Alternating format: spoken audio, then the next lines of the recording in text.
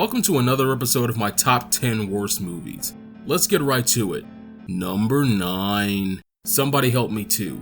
A horror movie from 2010 written and directed by Chris Stokes.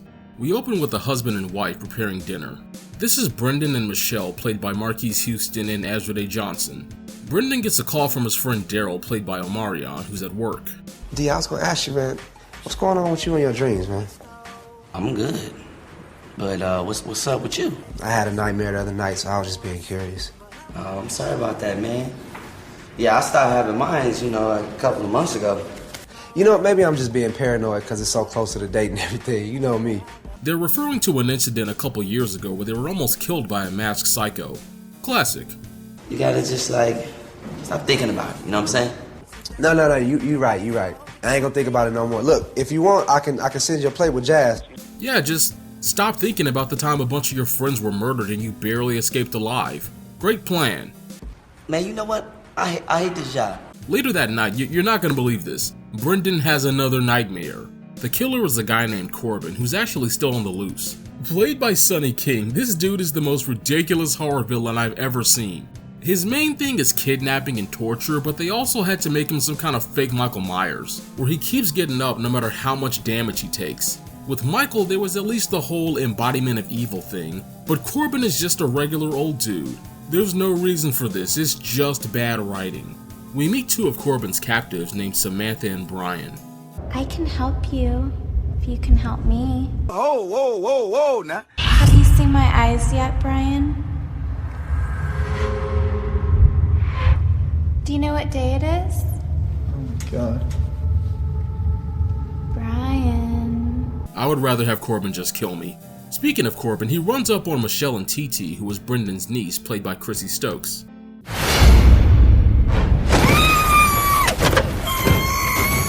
The way she just immediately ditches her aunt is unintentionally hilarious to me. I mean, is she wrong for that? I'd say no, she's a scared little girl. Brendan was hardly able to fight Corbin off, but it also kind of feels cold-blooded, like, well, one of us has to live, see ya. She gets captured anyway. It ain't no easy grab, they got teeth. My wife and my niece are missing, and you're telling me I have to wait 2 days before you guys can do anything?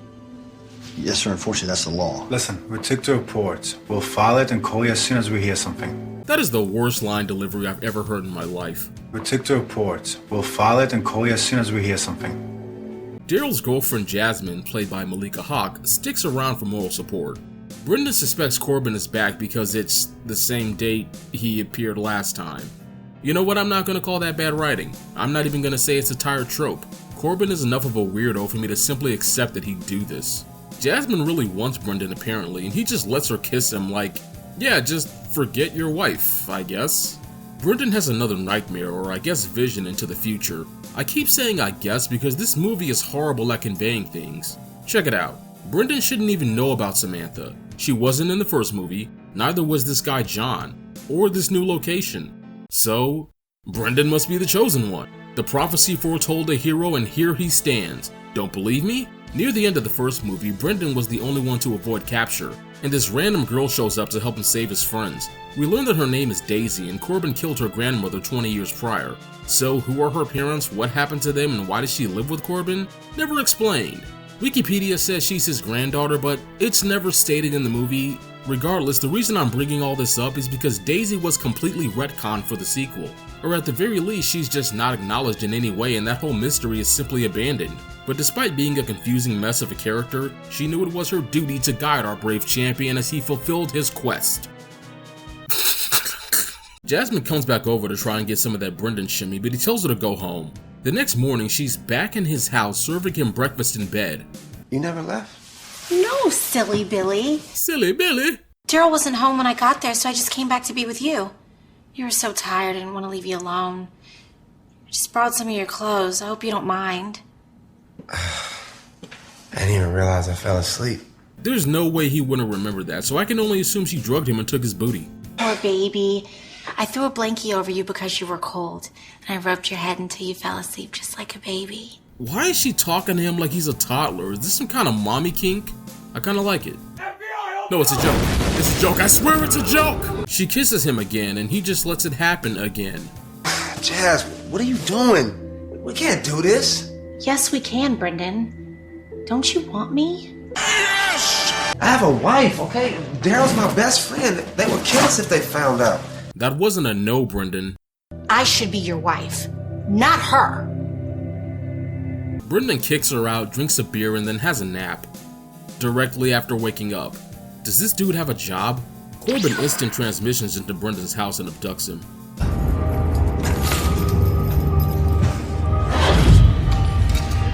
Let me go! Let me out of here! Somebody help me! Nah, you messed up, Chris Stokes. You should have had one of the other captives say, "Somebody help me!" And then Brendan says, "Somebody help me too!" We see that Daryl has been kidnapped too. You know what? Shout out to Corbin for bringing the family back together. He heard that Daryl kept missing dinner, so he said, "Look, I got you." Just get us the hell out of here! Daryl, please help us! What is he supposed to do?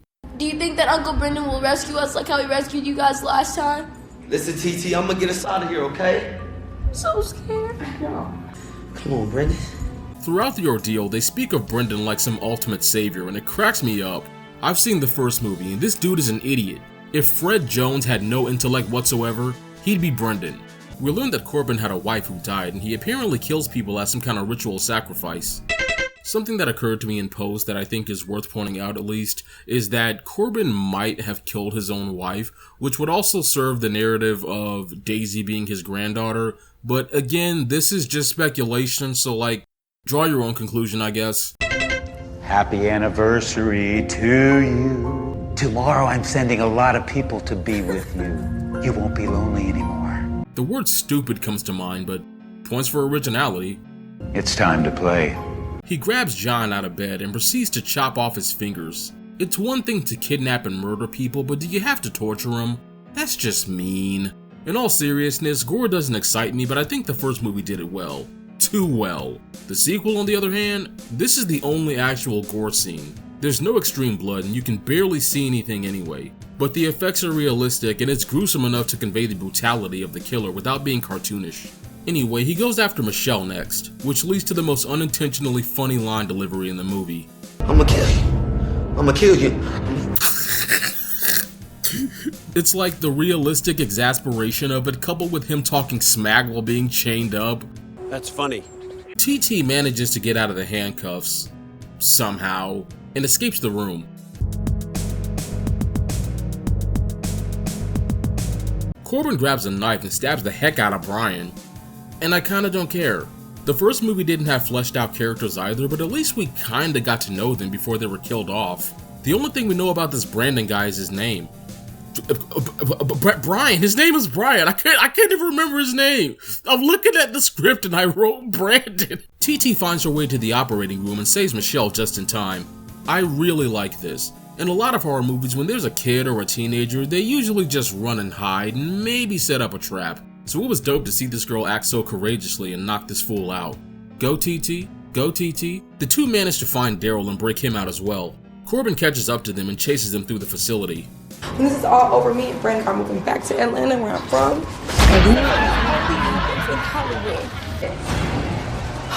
Daryl! Titi ran off on her own and finds Samantha in a random room. I'll get you out of here, okay? Titi!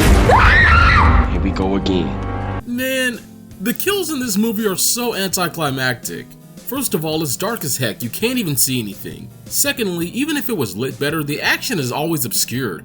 I know it was made for TV, but the home release is unrated. You don't need to have extreme gore, just let us see what's going on. If you ask me, this is 50% low budget and 50% incompetent filmmaking. Titi finds Brandon and asks the stupidest question. Oh, Brendan, what are you doing here? Oh, I thought I'd take a little vacation. I figured this is the perfect place to work on my tan. What do you think I'm doing in here? I actually like that they made him snap at her. This is probably the kind of response I'd give, like really? So she unties him and they reunite with Michelle. Corbin's in the operating room eating cake with the victims he sacrificed for his wife. I'm honestly not repulsed or creeped out by this guy. He just makes me cringe and roll my eyes. Brendan lures Corbin away so Michelle and Titi can save Daryl. I really don't think that was necessary. This dude got one-shotted by a 13-year-old. The three of them could totally take him. Titi could probably take him by herself, Jesus Christ. While running away, Brendan gets jump scared by Jasmine. I'm sorry, Brendan. I should have never put you in that position. It's just that I've always loved you. Look. All I'm concerned about right now is getting everybody out of here safely and alive, okay? Okay. Come on, let's go. Deal.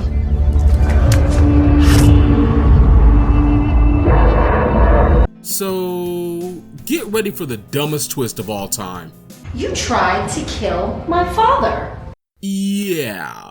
We learned that Jasmine was orphaned after her father killed her mother and himself. That's extremely traumatic and a big reveal on its own, but it's just glossed over.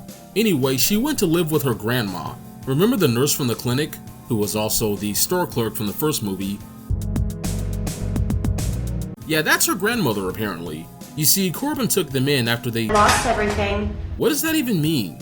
Their house burned down? They had a bunch of debt? Is grandma a gambling addict? I know it doesn't really matter, but if we're doing exposition, let's do exposition. Whatever. Facing certain death, Brendan plays the only card he has left. Please. I love you. What did you say? I've always loved you. I never even liked Michelle.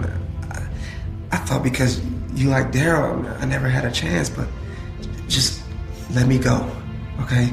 We can kill everybody and we can all be one big happy family.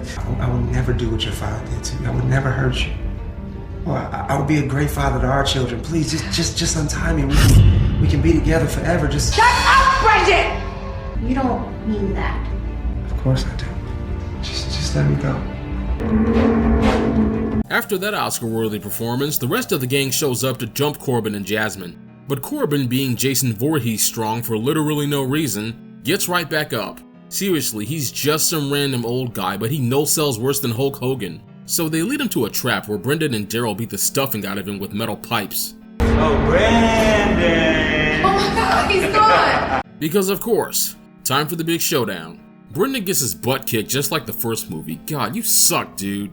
But Daryl is not playing around. This is easily the most satisfying thing I've ever seen in a horror movie. I hate when characters leave without making sure the killer is dead. I know it's a genre trope, but it's so overdone. So I love that Daryl just completely juxtaposes Brendan's idiocy. Do not let him get back up.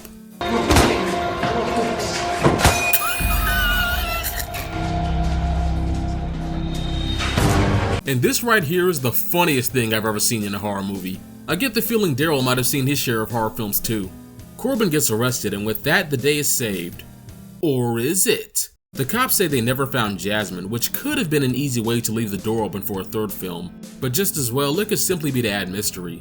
You know, come to think of it, this movie has almost nothing to do with the first one. It feels like a Super Mario 2 or iRobot situation, where the studio took an unrelated story and slapped it into an existing universe. Make no mistake, this movie sucks, but it's ranked as one of the least terrible for a reason. Well, two to be specific, the beatdown scene and the unintentional comedy. That twist reveal is so stupid you have no choice but to laugh. Most of the acting isn't that great, but it's serviceable. Marquise Houston should have stuck to sitcoms, he's way better at that. Run your fingers through some care.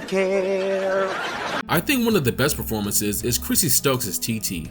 Chrissy is actually the director's daughter, and this was her first movie role. The cinematography is pretty bad. I don't mind the handheld cam, but the film is way too dark most of the time. When it comes to horror, shadows and dark lighting are typically used to amplify a haunting atmosphere and basically make a villain look scarier. But this movie succeeds at neither of those. Don't get it twisted though, for as much as these two movies suck, they're kinda special to me. They're stupid, they're poorly written, the second one is poorly shot, but I can't hate them. Every time I think about them, I just start laughing. Their terribleness gives them a certain charm. They stick with you. Still, the sequel is ranked lower for a reason. Whack movie, wouldn't recommend except just to laugh at how bad it is.